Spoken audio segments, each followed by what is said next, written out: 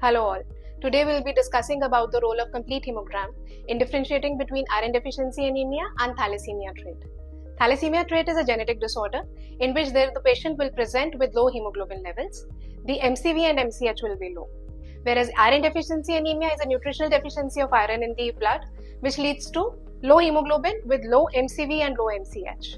But here is where the difference ends. Whereas in iron deficiency anemia, we need to give the patients iron supplements.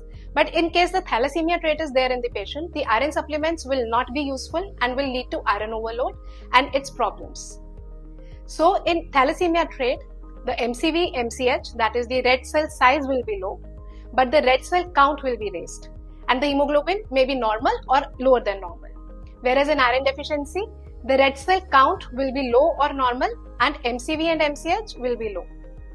It is important to diagnose thalassemia trait with HB electrophoresis because it may lead to iron overload in case we keep on thinking that it is an iron deficiency anemia and keep on giving patient the iron supplements.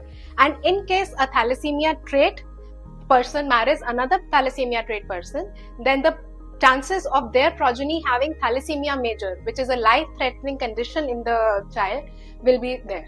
So it's always important if the pathologist tells you, depending upon your hemogram report, that HB electrophoresis and iron studies are important, then you should get them done in your patient so that you can treat accordingly.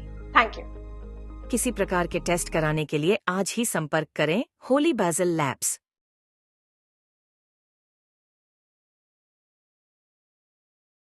Dengue जब lab में diagnose होता है तो कौन कौन से ऐसे test है जो किए जाते हैं, आप हमें बता सकते हैं प्लीज?